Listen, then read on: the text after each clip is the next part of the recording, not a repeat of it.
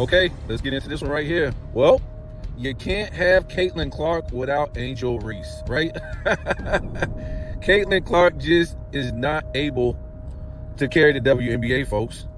There's a lot of times you got to have some drama, and Caitlin Clark, because they want her to be the perfect person, can't carry the WNBA by herself. So, it's on the shoulders of Angel Reese to really carry the NBA as far as bringing you a soap opera drama. And can't have one without the other, I guess. So I seen this, and it kind of didn't make no sense to me. And I was watching it on Too Raw, and he kind of debunked it. But when I first seen it, I was like, how does this make any sense? Her shoe just dropped. And they were saying that she was only able to sell 250 pair since her shoe dropped. And I'm thinking, well, that's not a lot, but I mean, her shoe just dropped. And I know some people say, well, Caitlin Clark sold XYZ amount, and okay, you guys say Angel Reese ain't shit. So what does it matter? And then it said that it was, I think she was going through Reebok, if I ain't mistaken. Like, she's in jeopardy. Reebok's talking about pulling her shoe pretty soon because they lost 15 million. I just thought that was funny because when I read it, I was like, they invested 15 million into making shoes for her? What? You know how much those damn shoes cost to be made in China or Taiwan, wherever they making them in them damn sweatshops, paying them children, $1 a day. 15 million? Wow. I mean, hell, I would think 5 million at the most. Just chancing it. I don't know. If we're able to, get that 5 billion back or more, let's start making more shoes. Whatever. Let's just be on call, on demand. So, come to find out, the whole thing was a lie. Somebody posted that. It just lied. It's a real back and forth thing. I won't, try to take one side or the other, because I see on social media, a lot of white people, they done got out of hand with this stuff, and then, a lot of black people, a lot of white people against Angel Reese has done got out of control with, different memes and stuff like that on social media, and different hate. And the same thing, the people that hate Caitlin Clark, they done got out of hand too. Look, I don't hate Caitlin Clark, but she's not a winner. Angel Reese is a winner, at least in college. And Caitlin Clark just ain't a winner. She's just a great player. She's not a winner. Can she lead a team? And she's a point guard, so it's really no excuse, right? There's no excuse. Angel Reese ain't no damn point guard. So, Caitlin Clark gets all the points and, all the assists and stuff like that. So there's really no excuse when we talk about Caitlin Clark's position, not being able to lead her team to a championship. And I said this before, and I'm not trying to be mean, but this time, well, let's just say this first. The Indiana Fever, I think it said they clinched their first playoff berth in franchise history. And it wasn't because of Caitlin Clark. It wasn't because of Caitlin Clark. Caitlin Clark was on the sideline most of the damn season, hurt, right? And I guess she's not durable. I guess everybody gets hurt, but I don't know, man. Supposed to be young, you're supposed to be stronger than most of them because you're a guy. I mean, and I don't know. They showing pictures of, after they clinched their playoff berth, the Indiana Fever, showing the photo with Caitlin Clark in there. Like, why are you showing her? She wasn't part of the winning. She wasn't part of the team that won these games, that propelled the team into the playoffs. She wasn't there. Sorry. She wasn't there. So we'll see what happens, man. She might be somebody that stole a whole bunch of money, or, got a whole bunch of money, and end up having a failed career due to injury. Because if you're hurt like this already, and you just start your career in the WNBA, I don't really know what to say about that, because you're playing with the big girls now, and maybe it's, I would hate to say too physical, because he's a big dude. I mean, she's a big woman, and I just don't see how it would be too physical for him. I mean, her. But apparently, she put on a lot of muscle in the off season. I don't know if she was training with LeBron James or whatever like that, but I don't know how she could put on all that type of muscle. And then I thought that was, they were saying she was getting pushed around a lot last year, but I don't know how she was, because she was pretty big last year, and she in the off season put on a lot of muscle. So they were like, she was gonna be ready for the season, and all of a sudden she gets hurt for basically the rest of the season, and she wasn't there to carry the team into the playoffs, and she didn't shoot that well either this season, as far as her averages, and that was a big thing for her. But Angel Reese put her field goal percentage up, like, what was it, like 6 points? I think she was shooting at like 41 or something like that, and she's all the way up to like 46 or 47. So Angel Reese been doing good, man. Angel Reese been doing good. Now, I don't think they made the playoffs. From what I heard they got a pretty bad team, but I don't really, follow the WNBA game to game and see these dudes play. I mean, these women play that much, but it's always, celebrated on social media. We talked about that icon picture that ESPN put up, and I jumped on it. And you had all these icons. They even had Sports Center people, but no, we grew up with like real Sports Center icon people. These new Sports Center anchors and people now, they're not icons. Trust me. They're not icons. They're not even celebrities. So icon means celebrity too. You got to first become a celebrity to be an icon. No matter what field it is. It could be in sports. It could be in comedy. It could be in, the music industry. It could be in Hollywood, acting, whatever. Talk show hosts like Oprah, Ricky Lake back in the day. These were icons. And just because you were in that field, that don't make you an icon. You have to be, one of the greatest in music, one of the greatest in sports, one of the greatest, even on ESPN, when we talk about Stuart Scott, that's an icon, folks. Okay? That's an icon. And I would say it's a few more that were icons too on ESPN. But the nerve of ESPN to, icon themselves with, ESPN anchor people who aren't even damn icons is ridiculous. What's the I forget this lady's name. I don't know. She looks like she's mixed. I forget her name. She's been on there a long time now. She's not an icon. I'm sorry. I can't remember her name. I think she just, I forget her name. She's probably the only mixed one I've ever seen on there. If she's not Spanish, she might be Spanish. I don't know what she is, but she's not an icon. Sorry. She's not known for anything iconic, any iconic phrases, the way she talks. Hannah Storm is an icon. Okay. She's just not an icon on, ESPN, but she was an icon. She worked on NBC and stuff like that. She's an icon. Okay. And there's many more people that work for Sports Center who are icon. Chris Berman, icon. You know what I'm saying? What's his name? The guy that worked with them for a long time, the black guy. He's an icon, okay? A Sports Center.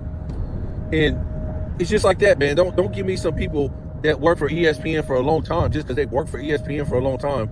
They're icons of ESPN. No. What's this guy's name? The guy that I forget his name. I have to pull a lot of these guys up. I forget their names now. But the guy who was working on ESPN, and then he did I think did he go to Fox or NBC or something like that? He ended up getting his own show. Guys like him, he's an icon. I mean, we got to be real, man. You can't just No, stop. I'm not trying to diss ESPN, but it's a lot of great iconic guys that were on ESPN. And a lot of people they try to throw on there on that little iconic mural. Who ain't? Who aren't? Whatever. And just like a lot of those WNBA players, they're not icons. They're not. I'm not trying to say none of them are, because some of them are. But to these little girls out there that watch the WNBA, I'm not going to try to say all of them ain't, because I don't watch WNBA like that. But there are some on there that are icons to these kids, to these little girls. But you can't just like throw 14 WNBA players on there and maybe only, I don't know, 5 of them on there were icons, but I guess. And then too, you gotta have iconic moments. You gotta have iconic moments.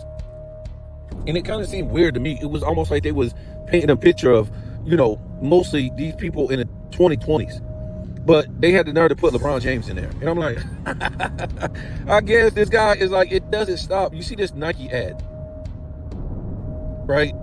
And it's weird. It's like, you got these sports players doing these iconic moments. And he's like, why would you? Why would you push yourself to this? Why would you do this? Why would you do that? Why would you do that? And it's showing like in the heat of the moment, I guess they're making what we would call iconic plays to make you an icon, right? To push your team over the top, to win the game, right? Do great things in the clutch. And the commercial just goes on, and why would you use this much energy? Why would you go all out to hurt yourself? Why would you do this? Why and then at the end it goes, the question, he said something like that. My question is, why wouldn't you? Or something like that. It was something crazy. And I don't know. It kind of I didn't like the commercial. It was just like really, I don't know, real cheap commercial as far as like creativity. It's just like, I don't know. And then what messed it up even more, here's LeBron James, and it's kind of like reenacting that chase down block with Iguodala, right? And it's just like, can we stop? And the thing was, okay, why don't you put other all-time great athletes on there? And I'm not trying to say these guys, a lot of these people I didn't even know because they look young. So it seemed like it was the younger generational people, right? Soccer players, I don't know, all kind of different sports. It seemed like it was the younger people of this generation doing iconic moments and stuff like that. And then they put LeBron James in here, and we're like, why? Why'd you put him in here for what? a chase down block. Where's the shot that he hit in the finals? Where's the steal that he made in the finals? And then, okay, whatever. He did a chase down block. What was it, like 2-3 minutes to go? The game wasn't even close to being over. The game was tied. I mean, he didn't say nothing. Even if Iguodala scored, there's still a shitload of time on the clock. Do you know what 2 minutes is? I think it might have been longer than that. But let's just say it was 2 minutes. Do you know how long 2 minutes is, folks, in a basketball game? Especially, if you're dishing out fouls, okay? Come on, man. Let's stop. That guy didn't save no damn game. He didn't save no game. But anyways, the Nike commercial, it's just, come on, man. He didn't do it, man. He failed. It was over. He choked. He collapsed. He melted down. He didn't do it. It didn't work. Did you see this commercial? And I should do a whole video on this. And it just makes my point. And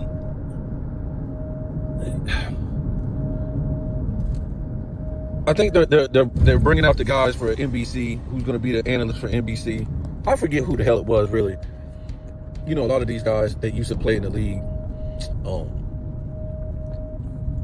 these NBA players that used to play in the league, the NBA, the NBC new analyst, the cast, and they brought them out.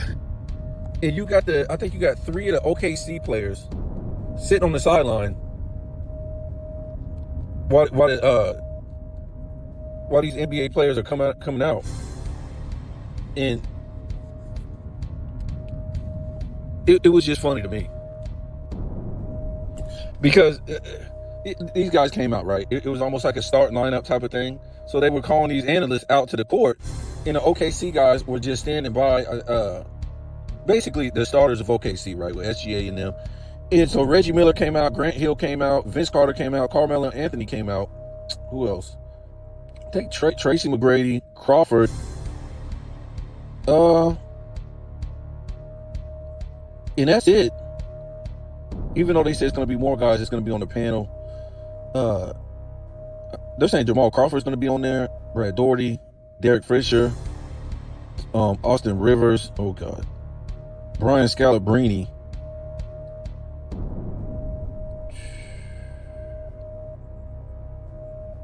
I guess, but in the studio they said Reggie Miller, Grant Hill as game analysts, and Vince Carter and Carmelo Anthony as studio analysts. Other analysts include Tracy McGrady, Jamal Crawford.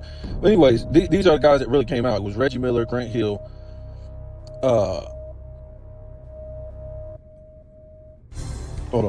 Reggie Miller, Grant Hill, Vince Carter, Carmelo Anthony. I think Tracy McGrady came out, and I think Jamal Crawford came out. But the point that I'm trying to make is they made these guys look so dinky. And I know these guys done gained a little bit of weight, but if you look at them, they're just still tall and skinny. They're not fat or nothing like that. But it was just like, what the hell? And that's what I was always saying. I was like, why are these guys so small and skinny and dinky and look like they need something? Even Scottie Pippen, as skinny as he was, when he came in, was still bigger in size. I can't remember the word. Stature than these guys today. These guys, their whole stature is so fucking small and skinny and frail and stuff like that. It's weird, man. It's weird. Skinny as Michael Jordan was when he first came in, he was still bigger than these guys in stature. But they just look like, I don't know, they just look like dinky compared to these guys that were coming out on the court, like, those analysts that was coming out. So I don't know, man. I kind of found that to be kind of funny, but yeah, Caitlin Clark, she kind of failed the WNBA by, she's been hurt all year, basically. So it's basically been a big letdown, with Caitlin Clark. And they're talking about maybe the WNBA ratings went up, they're getting a pay raise and all this stuff, and I'm like, well, the ratings can go up, but are you making any money? Did you make a profit? Oh my goodness. And we did a video on this already. I mean, I'm not going to do a video on this, but even this lady, she had a radio show. She said that the WNBA, she found out that the WNBA is nothing but a tax write-off for the NBA. And the NBA keeps the WNBA in a loss, in a negative, so nobody else, kind of like it was coupled with like, so nobody else would start a women's league to compete. But they were saying something about the NBA don't spend the type of money that's needed to really sponsor and fuel and promote the WNBA to be something bigger than what it should be.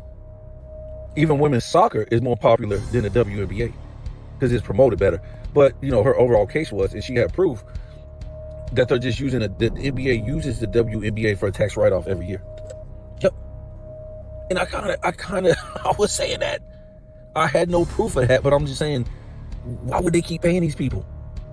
How would they keep losing money and keep paying these people and they ain't making no money? What would be the purpose? So when I ran across her, whatever you want to call it on the internet, her radio show, and read her dialogue, I was like, yep, I told you WNBA is nothing but a damn tax write-off for the NBA. Nothing but a tax write-off. And these girls are sitting here playing something like 40-something games a year and still complaining. Playing 40-something games a year and getting paid, like the lowest is getting paid like around $50,000. But they're getting paid all the way up to, 100,000, 300,000 for 48 games, folks. I mean, wouldn't it be nice to work 48 days at your work and get paid that kind of money? What is that? That's not even, that's not even 2 months right there, folks. That's not even, literally. It might seem like, because the season is stretched out, I guess you could say they work more than 48 days. But they don't, well, how many games they play? I think they only play like 40-something games. So I'm just saying, if somebody hand me $50,000 and only work 40-something days, I'll be happy with that. And then they go overseas and play games overseas and make money like that. So it's just like, what are they crying about? Are they turning a profit in these overseas games, or what's going on there? I mean, are they paying taxes on that right there? I don't know. Are they paying taxes? You tell me. Are they paying? Are the WNBA players paying taxes? If the whole league is wrote off as a tax write-off, are they paying taxes on their money? Or they just start up some kind of LLC or whatever like that, and then write a whole bunch of things off on that so they don't have to pay no taxes on the money. What is it, folks? I mean, that's what I'm saying. You've been duped about feeling sorry for these women who ain't making enough money. Their league is a tax write-off.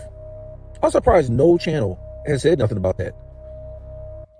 No channel. No, I don't heard channels say that the WNBA doesn't make a profit. But I haven't heard no channel that talks and criticizes the NBA say that. I'm surprised. Maybe they're scared YouTube's going. I'm trying to tell you, man, it's just some things.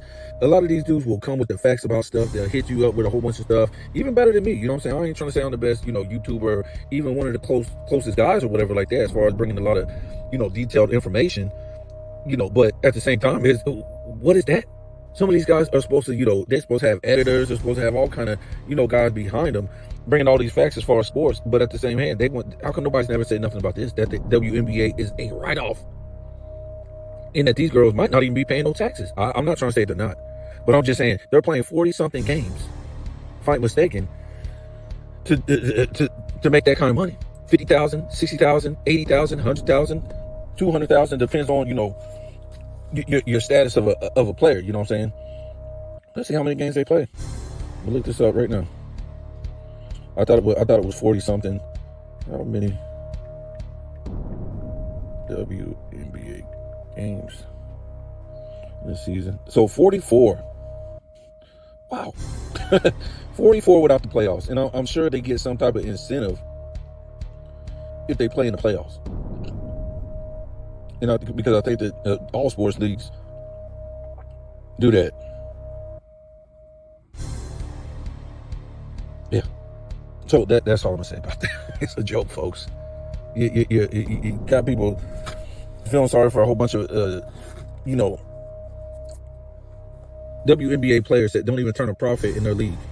And like I said, that woman's radio sports show, she said it's not their fault, it's the NBA's fault, because they want the WNBA to lose as much money as they can every year so the NBA can write it off as a loss. Yep. So the NBA can write it off as a tax loss. That's crazy. That's nuts. It's funny, man. How come ESPN ain't reported this? Well, ESPN ain't gonna report this, but it's just funny. Most of these YouTube channels, they've never reported this. So anyways, tell me what you think.